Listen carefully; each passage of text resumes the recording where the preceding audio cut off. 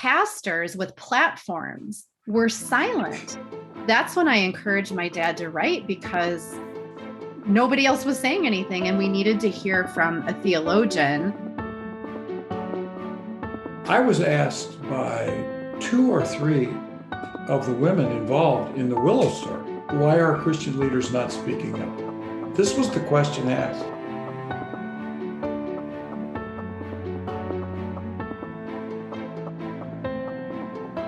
This is Amy Fritz, and you're listening to Untangled Faith, a podcast for anyone who has found themselves confused or disillusioned in their faith journey.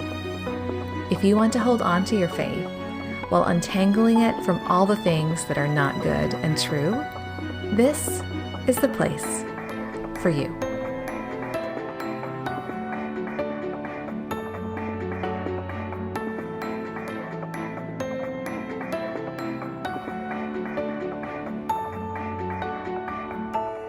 Hello, and welcome to episode 5 of Untangled Faith. How about I share a few bits of news related to the podcast?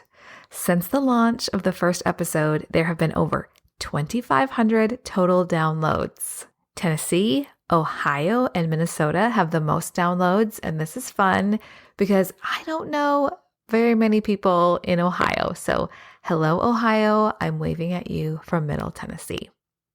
Also, you have left the best reviews on iTunes, also known as Apple Podcasts. And I've said this so many times, and I'll say it again. I had no idea what to expect with this. Expectations are tricky. I tried to keep mine low, but I did have a goal for the number of downloads we would have in April, and we met that goal. And I want to say that the biggest smile last week came from a tweet from Emily Snook. She called the podcast Anti-Gaslighting. I'm going to update my social media to include that phrase. Thank you, Emily. Over the last 4 episodes, I have shared stories of people I have referred to as wounded resistors. That's a term I first found in the book, A Church Called Tove by Scot McKnight and Laura Barringer. Today, I get to share with you my interview with Scot and Laura. Scot is a professor of New Testament at Northern Seminary. He's the author of more than 80 books, and he's a regular contributor to Christianity Today. Laura teaches primary grade students, and she is the co-author of Sharing God's Love, the Jesus Creed for Children. Scot is Laura's father, and he shares in our conversation how Laura pestered him into writing this book. Before we join the interview, I want to offer a primer of sorts, in case you aren't familiar with the events that led up to this book ever being considered. We're going to wind the clock back 3 years. In March of 2018, the Chicago Tribune published a bombshell article detailing sexual abuse allegations spanning decades against Bill Hybels, the founding and then senior pastor of Willow Creek Community Church. The Tribune stated that the elders gave them a statement indicating that they had looked into allegations and that they had found no misconduct. And Hybels had this to say to the Tribune: "This has been a calculated and continual attack on our elders and on me for 4 long years. It's time that gets identified.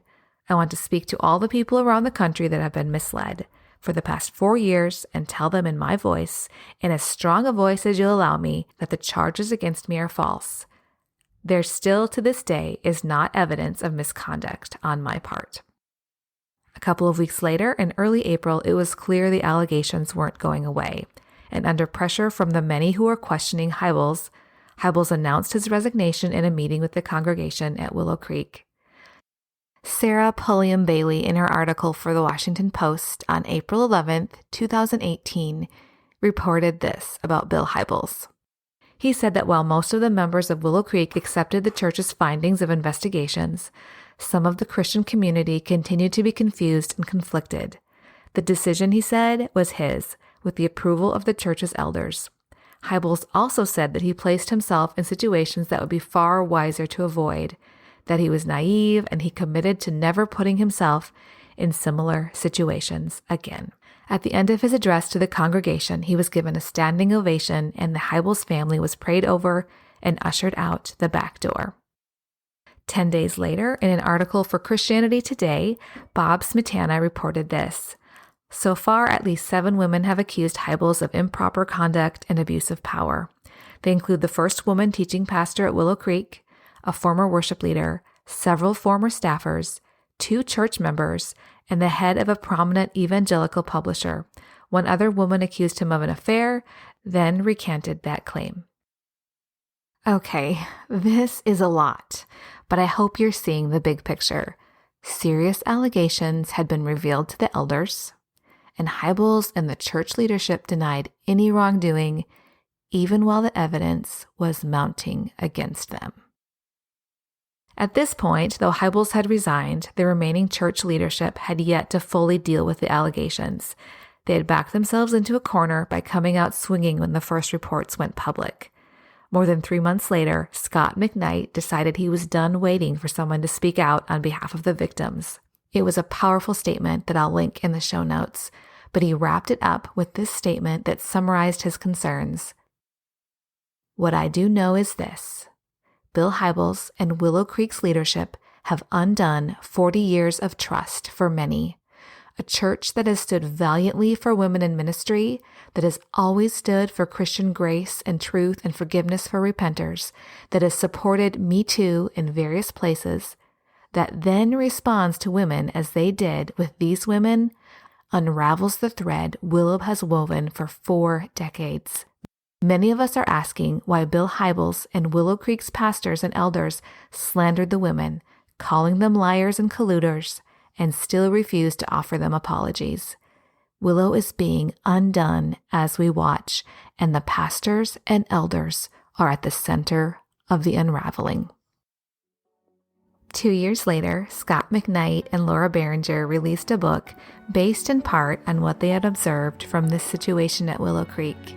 Their book is called A Church Called Tove, Forming a Goodness Culture that Resists Abuses of Power and Promotes Healing. If you're wondering what Tove means, I've got you. Tove is the Hebrew word for good. You'll hear it mentioned several times in this interview. Finally, without further ado, here's my conversation with Scot McKnight and Laura Barringer.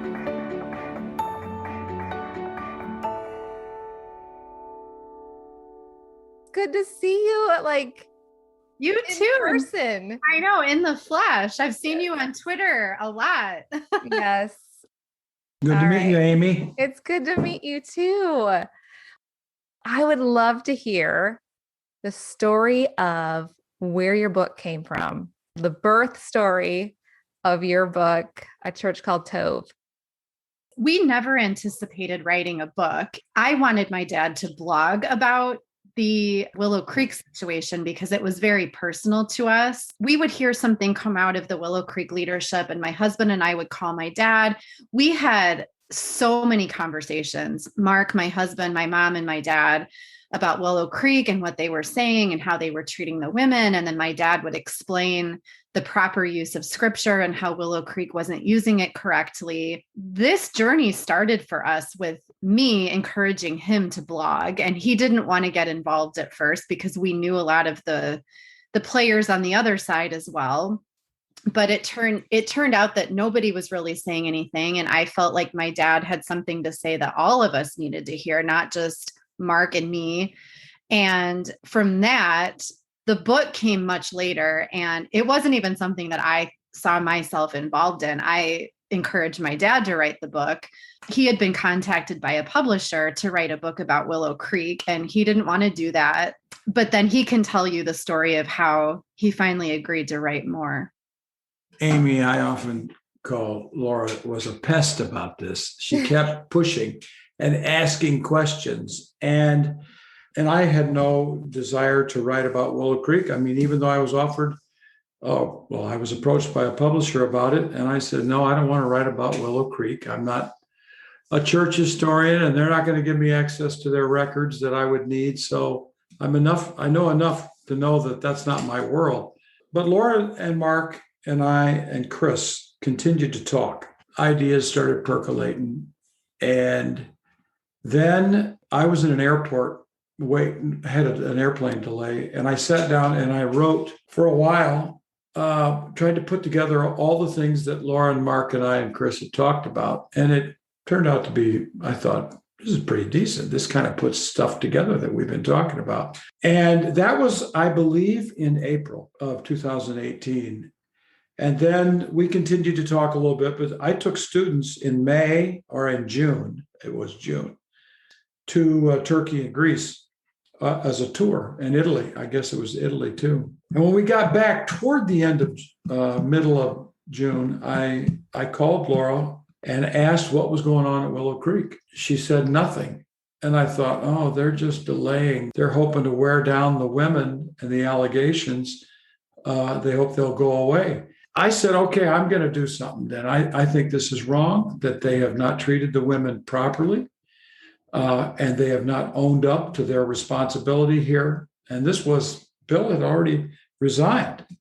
But I thought, Willow's not taking responsibility. So I put out a blog post.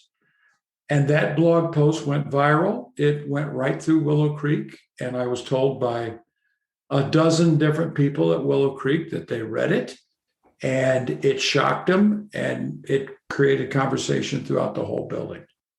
Then we just kind of sat back, and then a New York Times story came on, and boom, it was over, and the whole thing blew up. The women were right. They told the story. They were right.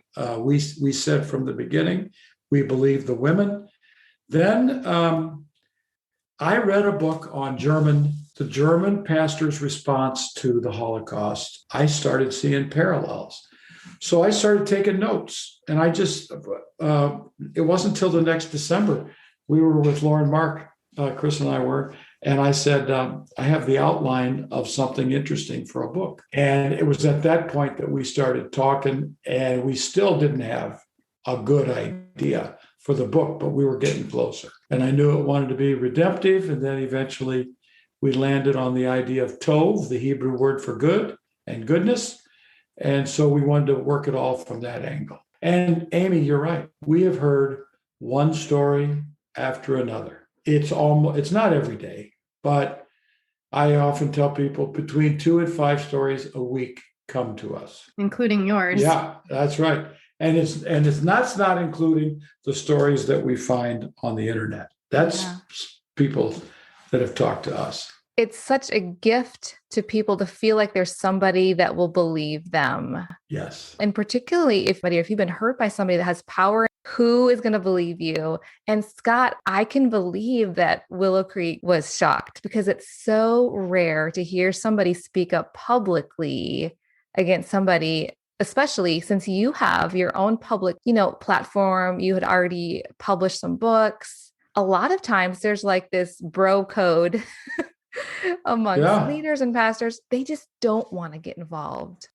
Nobody was saying anything. I thought, this is going to be the end of the story, that Willow Creek has slandered the women and it never gets corrected in the end of it. That was something that really bothered me. And I'm certain it bothered the women too, is that pastors with platforms were silent. They still are silent. They haven't said anything in support of the victims or acknowledging that what Bill Hybels did was sinful. We couldn't believe nobody was saying anything. That's when I encouraged my dad to write, because nobody else was saying anything. And we needed to hear from a theologian who knew the Bible and who could say, no, they're not using Matthew 18 correctly. This is actually the verse that they should be looking at. Like I said, I just felt like this is going to be the end of the story. It's wrong. We can't let it be the end. I was asked by 2 or 3 of the women involved in the Willow story. That's not mentioning others. Why are Christian leaders not speaking up? This was the question asked. I was just going to ask you that question. Why the silence? Why do you think? Amy, it's a good question. And I've thought about it, but I mean, let's just take some of these megachurch pastors that I know some of them. If I'd have asked them why they're not talking, they may have told me, but it's pretty obvious. Number one, they have gotten to where they are by learning the gentle art of rhetoric and political speech to stay out of trouble. These are generally, not very many of these megachurch pastors wade in even to partisan politics. They don't tell people who they vote for. They've learned to stay out. they all would have said, I don't know all that took place, etc. They also know from experience that there's always more than one side to a story. They've been involved with situations in their churches. Almost all of them have faced something like this. Maybe, not the major leaders, but someone in their church has had allegations brought against them. And they know it was complex. They didn't know enough. They've learned to stay out of trouble. So they just went silent. I would be willing to bet that 50% of them wrote letters to Bill Hybel, emailed him, texted him, and said, we're really sorry about what's happening. We support you. What can we do? I mean, I would guess, I don't know. I haven't asked, but they're in, when you call it a bro code, there's something about that with these major megachurch pastors. They know one another. They know how difficult it is to be such a public figure in our world with social media blasting away at them. They tend to protect one another and stay away. The other side of it is, of course, there's the side of publication. If they start weighing in on all these things, they could lose opportunity to speak on the platform at Willow Creek, or let's say where C.J. Mahaney is, or where James McDonald is. They would lose those these are people we mentioned in the book. You think of like the Gospel Coalition, you're going to lose that opportunity and that whole network. Or the Global Leadership Summit, you're not going to be asked to speak there. That's right. Or Dave Ramsey's EntreLeadership Summit. Probably some of them thought believed Bill, or they believed McDonald, or they believed C.J. Mahaney, and they thought the women were wrong. We know that some people refuse to believe the stories of women. That's part of the story that is the dynamic here, and it is. This is why this is very important to us. That the chapter on false narratives is silence here becomes a form of deception. It's a form of not telling the truth. When you don't tell the truth, another story occupies that space, and it's not the true story. And it's very wounding for the victims. We've heard them say, where are the pastors? Why aren't they speaking out for us? They expected it, and it didn't happen. Laura, I'm thrilled that you are involved in this whole thing, because it seems to fit with the theme of what I've seen with addressing spiritual abuse. And I talked to Kate Shellnut, who works for Christianity Today, and she said that she had noticed something. She says the women are really leading the way in discerning spiritual abuse. So, Scott, when you talk about all these conversations you've had, you include your wife's name. And Laura, you and your husband are in these conversations. I think there's some wisdom and nuance that just comes from including all of those voices. I didn't have a platform. My mom didn't have a platform. My husband didn't have a platform, but my dad did. I didn't know the terminology at the time. I didn't know that it was things that were happening were spiritual abuse. I hadn't read Diane Langberg yet. I just knew in my spirit that it felt wrong. By it, I mean the language that was coming out of the Willow Creek leadership. It felt, I couldn't let it go. My husband would probably say, you're obsessed, but I couldn't. There was something in my soul that would not let it go. I said it at the beginning. I felt like this cannot be the end of the story. We just kept encouraging my dad to write because, like I said, we didn't have a platform, but he did. And he was willing eventually to use it. I agree. I've noticed that too, that a lot of women are leading the charge. Well, women are the ones who are most often taken advantage of. Let me just put it that way. I mean, I'm not even talking sexual abuse. Women in our society don't have the power. They're not in positions of power to resist. And males can power up on women easier than men. And, I understand that in powerful workplaces, a president or a CEO or whatever you want to call them, pastor, they can power up over other males pretty easily too. But women are particularly powerless in our culture, are more powerless. They're more powerful than they were. They're powerless in many situations. And so they are taken advantage of in power structures and in physical structures. Women are the ones who have experienced this the most. I have some pretty courageous students, women students. They do not hesitate to speak up. Now, of course, they're in a safe place. They're in my classroom or they're in our school, and they can say what they want. A lot of times the men will just shut up because they have the voice and they get to talk. But, I have to say that I have women who were abused sexually and with power. And when they see it, they recognize it and they speak up. So they've had the experience.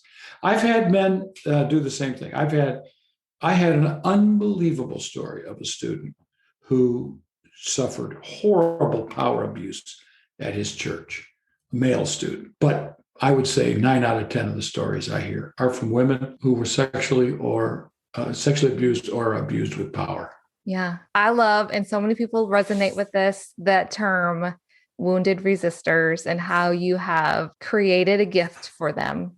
And I would love to hear where that term came from. What is a wounded resistor? Well, I can tell you what it is. We'll probably argue about who invented it. I did. I invented that. We both have a heart for those who are resisting abuse in powerful systems. I hope I'm not trying to sound overly dramatic, but we found God there in the heart of fighting for truth. Thinking of our friend Carrie in the Willow Creek story, she's a hero of my faith. She refused to back down. She stood for truth from the beginning to the end. Steve Carter's another name. Mm-hmm. Those resistors are the ones that, for us, are heroes. They are the ones that ushered in light and hope and truth and Tov. Dad, I'm pretty sure that it was my idea. Wounded resistors. But I'm pretty sure that I typed it in for the dedication. But wounded has two meanings here. Wounded means people who were wounded by church people, because we're mostly concerned here with church people, but we are aware of people who are wounded in Christian institutions or just in businesses with Christian leaders who claim that they're operating by Christian principles. So they were wounded by these leaders, and then by resisting, they got wounded again, over and over and over, re-traumatized in their trauma by people like Vonda Dyer or Carrie or any of these women that we've talked about. When they came forward, they got pounded by people in power who had huge platforms and used their platforms against those people, claiming to do what was right and godly. And what they were doing is just inflicting intentional damage and gaslighting these women or people who they were wounding. The wounded resistor has been wounded who has the courage to resist, which is difficult to begin with. And then when they resist, they get rewounded over and over. We've heard over and again how that term has been really meaningful for a number of people. It's meaningful for us too. Like my dad said, it takes courage to resist. Then on top of it, to be wounded in the process of resisting is heroic. We saw there was a tweet this week. Somebody took a picture of that page, the dedication page, and said, "This stopped my breath." Did you know when you came across that term, whomever invented it, Laura? Did you think, oh, this is it? Yeah, because it was, I believe we use the term resistors often in the book, or we did at one point, maybe the publisher took it out.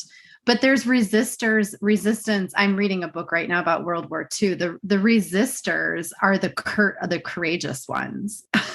Dad, for those of you listening, my dad just typed in the chat that he created the expression, but we use the term resistors a lot in the book. The wounded part, I believe, was initially connected to the heroic women of Willow, for Vonda Dyer, Betty Schmidt, and all those that we haven't named.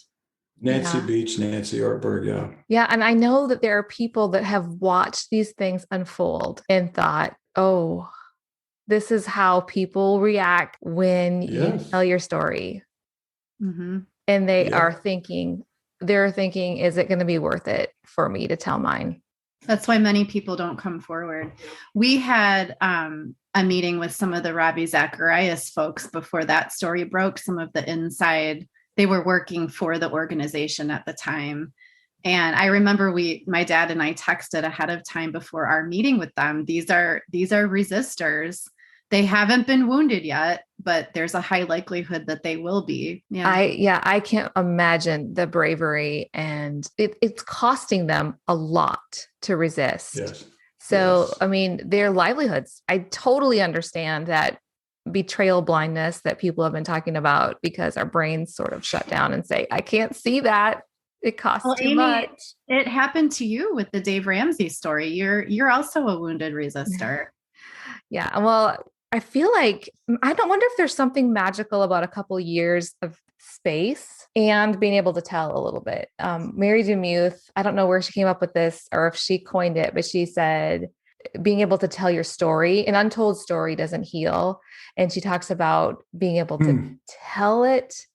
There's just something about getting it out there that gives some relief, regardless of how it's received, because you feel like you've done at least your part to move the needle a little bit, and people can decide what they're going to do with that the rest of the way. But there is something, and now it's been almost 2 years since we've left. Someday we'll be able to tell the whole story without fear of legal repercussions. We didn't sign anything, but when you deal with people with a lot of power and are litigious, you just don't know. So, Oh, that's right. And this is why Diane Langberg talks about you have to be in a healthy place to come forward. There are so many people that said, why didn't they speak up earlier? I mean, Bill Hybels came out 20 years and now you're bringing it up. And so many people in the congregation clapped for that because it wasn't safe, number one, for women to come forward. Number two, they knew the implications, what this meant for the church, for the leaders, for the business. And third, they know that it's going to cost a lot to come forward. They're going to lose friends. They're going to lose a business. They're going to lose income. They're going to lose trust. And maybe the longer you've worked at a business, let's say you've worked at a place for 20 years and you decide to come forward, you're going to lose 20 years of networking, just like that, or most of it. And that's costly. And, and furthermore, it's very existentially, personally, psychologically, emotionally painful to take the heat because it comes at you on the internet like it doesn't matter. This is a world of cruel people. And if you come forward, if you do something, you risk being pounded. And this is what happens. So the longer someone's in a system and the more they've benefited from it, once that realization is that it's abusive, or even if you haven't been hurt, you have to make that decision of, oh, do I keep benefiting from this? And what role do I have? How many bodies did I walk over or close my eyes to, where some of them coming forward probably at a certain point when they start resisting, they know they've been the bad guy at some point too. So it feels like really complicated. It is. It is very complicated. And that's exactly why so many people don't speak up. And we have to respect that space and that time until they're in a position where they can come forward and deal with it. So you work with men and women that want to go into ministry. And yes, I do. You get to sit across in classrooms with them and have conversations. What would you tell them? What are you telling them to help them avoid all of the pitfalls that come with power? And you can correct me if I'm wrong, but I feel like you can't accidentally find yourself with a goodness culture in your church. So that's right. Yeah. What are you telling these young leaders?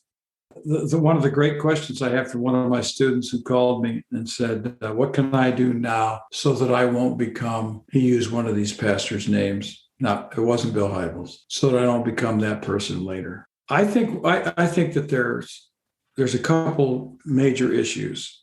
Chuck DeGroat, in his book, When Narcissism Comes to Church, so helpfully basically sketches the idea that every pastor is a narcissist at some level. They're on the spectrum because they're up there performing, and there's a sense of performance. This is a little bit of the job. The second thing is, people need to recognize they're in a position that is going to promote unhealthy dimensions of their personality if they're not aware of it. Okay. Second thing is, I think everybody who's going to be a major leader, significant leader in a church, leadership over people, needs to have psychological testing to become aware of their psychological pattern, their personality, their strengths and weaknesses, and they need to become especially alert to dimensions of their personality that can become narcissistic or power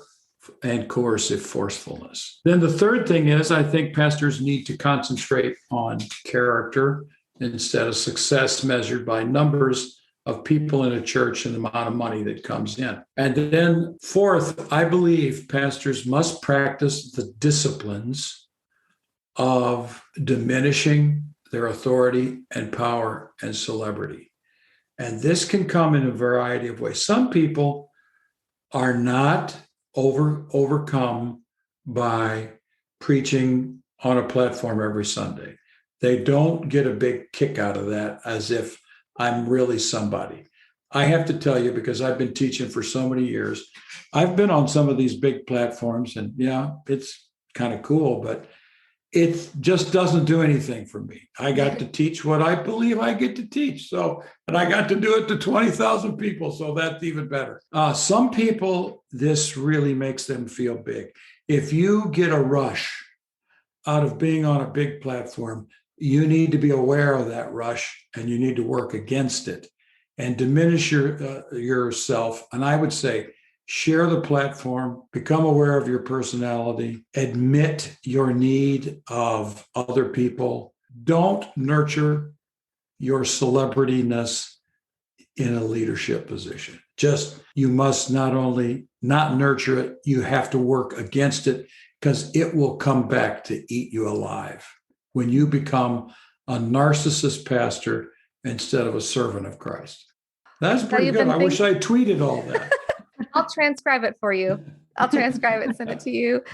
Laura, I have seen you grow into an advocate, and I do not know what God has for you, obviously, but where do you see your ministry and your gifting being used in helping promote a Tov culture and particularly the American evangelical church culture? That's a good question. I don't know. I'm a teacher by day. I teach primary age children. And so sometimes it's a shocking transition for me between the world of kindergarten, and then I come home and I look at emails and read things that readers have sent us, or do a podcast or an interview. So I don't know. I don't know if I know the answer to that question. I never expected to be in this place to begin with, that I would be speaking about abuse in churches, institutions. I'm excited about a Tov assessment that we have some churches in the UK piloting right now.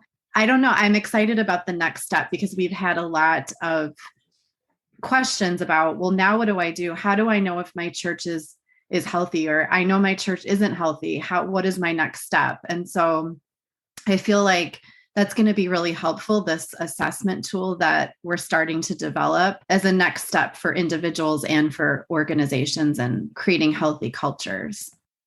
So what would you say to somebody who feels like they have no power in their church? They're not a leader, but they really, really are bought into a Tov culture and they want to make a difference in their church. This is a really interesting one, because there are a lot of people, Amy, who recognize these toxicities and they want to do something about it, but they can't, or they don't, or they get defeated. So the first thing I would say is they need to be in a healthy place. Then they need to be surrounded by 2 or 3 minimal advocates, maybe even a therapist, who can help them process what they're going through when they are going to go forward with this sort of thing.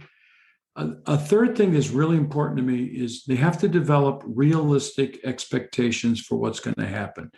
Some people think, I'm going to go tell the pastor, and we're going to change this church from toxic to Tov, and that is not going to happen.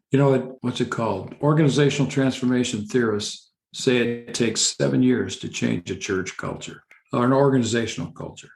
So let's just say if it's going to take 7 years. Do you have the stamina to work at this for 7 years? Most people don't. And so I would say expectations have to be realistic. What do you expect? I expect them to hear my concerns.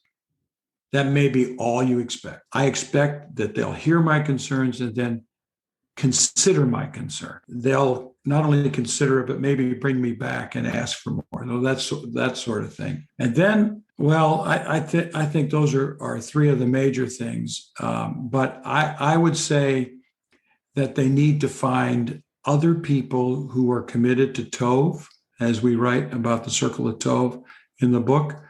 I think that they need to be with those people, work with those people, try to live sort of like a pocket of Tov inside the church, rather than to expect the whole church to cave into their ideas. I mean, they can expect to be opposed. They can expect to be gaslighted. I guess that's a word, gaslit. They can expect to maybe lose their position. Those are some of the things that have to be considered when they decide they're going to come forward. The other thing is that they need to follow the protocols of the church, because this is the first thing that powerful people do. You didn't follow the rules. Now you've ruined it. It's over. They think they're a judge in a court. All right, you brought forth information before it was legitimate. Therefore, that information has to be excluded from the jury. That's the way they operate. That's just not true, but that's the way they operate. What is giving you hope right now for the church? I was going to say our little Anglican church gives me hope, because I've seen an example of Tovness in our pastor, especially, and in being known at a church. I'll tell you what gives me hope. I mean, it's very discouraging to pick up the emails and the text messages and I don't even know what they're all called, all these things that come to us in different forms. But the number of people who have suddenly erupted with books that matter in this topic it's really pretty significant. Yeah. I think of Amy Byrne. I think of Kristen Kobus-Dumais. I think of all these books, and I'm Allison Barr. I'm very encouraged by the number of people who think we need to speak up.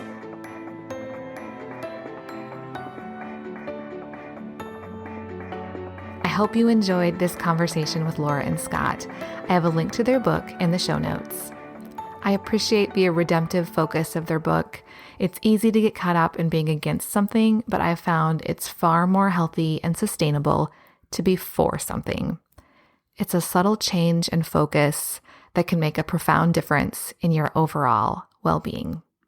When you read this book, you'll find a work that champions empathy, grace, truth-telling, justice over loyalty, service over celebrity, and Christ-likeness over leadership culture. In a conversation with my dad last week, he challenged me to share a story of a church that was getting it right. Hi, Dad. This one's for you. It's easy to talk a good game when someone else's church reputation is on the line. But will you consistently champion truth-telling and transparency when it might cost you something? That is exactly the situation that Tate's Creek Presbyterian Church found themselves in. In November of 2017, Senior Minister Robert Cunningham had this to say about the Me Too movement. I say, let the stories come. Let them all come out. Let every attempt to deflect or defend come to an end. And let us instead listen and learn from the courage of the abused.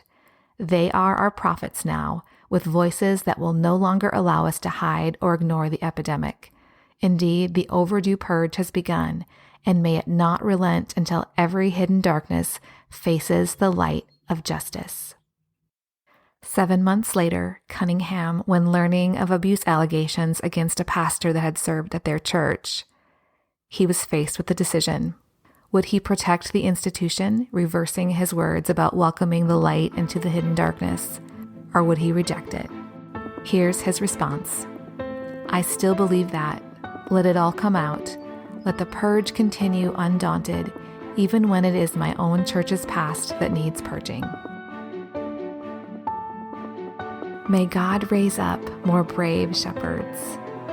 Thank you to those of you who are faithfully serving, and to those of you who are wounded resistors. I hope you feel seen and less alone.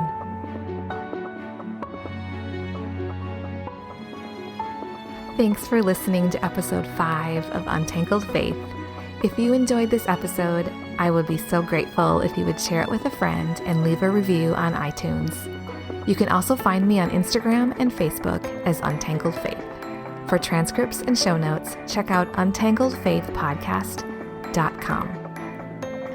I'll see you back here next week as we wrap up our first season.